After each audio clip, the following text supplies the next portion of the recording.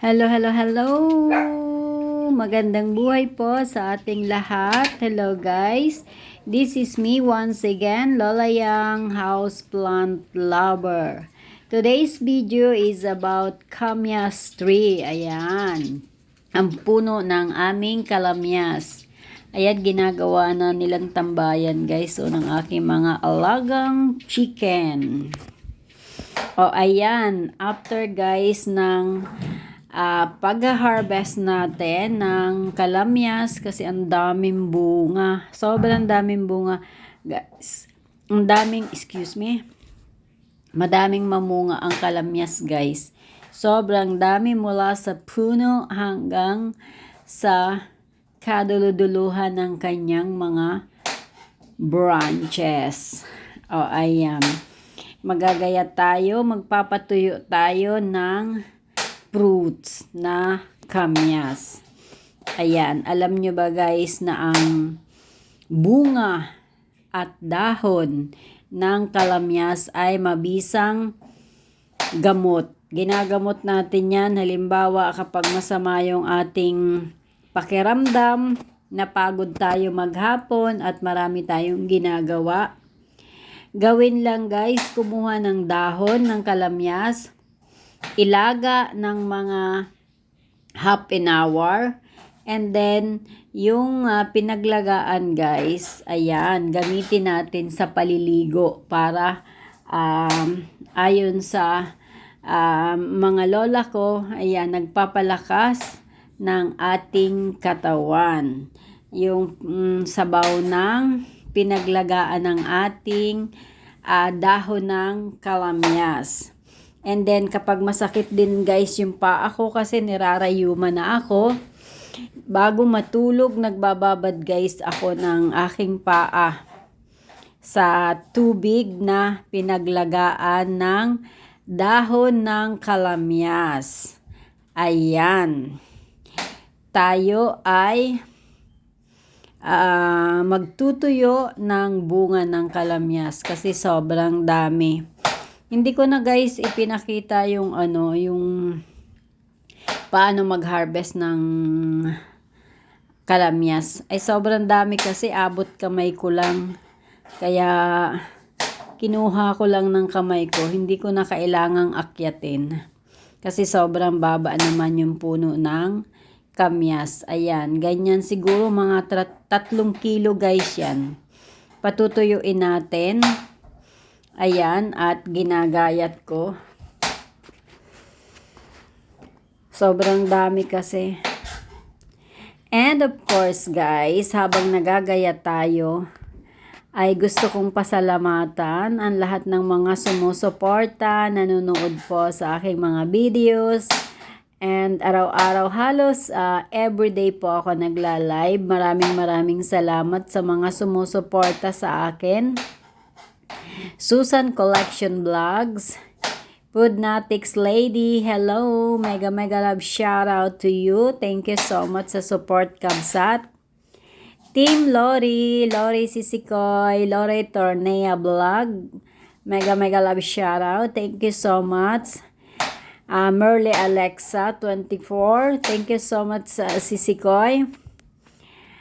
Ate Lorne's channel, mega love shout out Ate Lawrence. Thank you so much sa pagsusupport with Kuya Jess. Ayan, si Kuya Jess ay gusto ko ring pasalamatan. Kuya Jess, hello there somewhere in Bicol.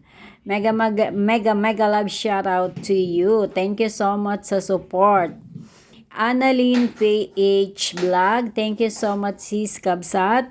Thank you so much sa support. And Tay Hefty, thank you so much po. Salamat sa support. Kay HPB, Anak ti Abra, mega love shoutout. Thank you so much, Wapo. And kay Father and Son 24. Ayan, Father and Son 24. Hello there. Magaganda guys ang mga video niya. Nakaka-relax. Ang tunog ng mga ilog at karagatan sa mga may hilig ng nature lover. Ayan.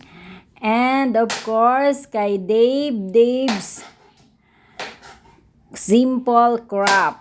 Ayan, Dave's Simple Crop. Hello there, mega love shout out to you. Thank you so much mga apo sa inyong suporta at pagtitiwala sa aking channel, sa panunood, pag-support. Maraming salamat. Ayan.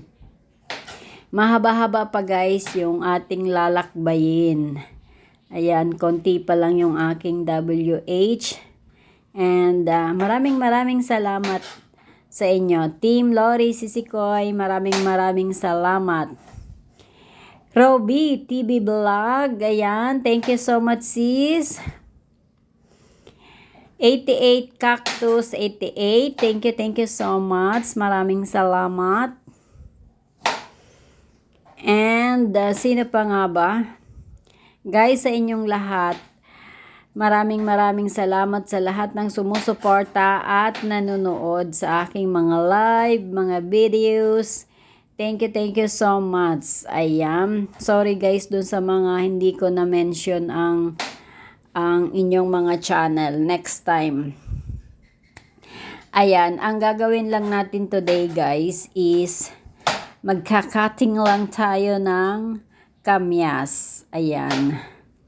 Matagal-tagal din ito, halos 3 kilo kasi itong ginagayat kong ito.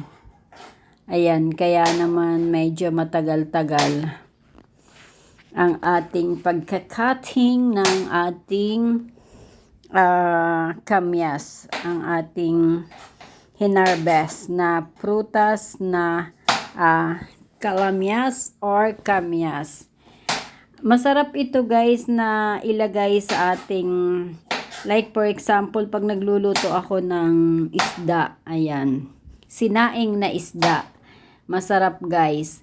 And alam nyo ba guys, ginagawa ko rin guys itong juice. Sobrang sarap din guys ng kamyas juice. Ang gagawin nyo lang guys sa kamyas juice, kumuha kayo ng ilang dahon ng kamote leaves. Yung kulay red. Ilalaga ninyo, tapos ilagyan nyo ng kamyas with sibuyas at konting asin.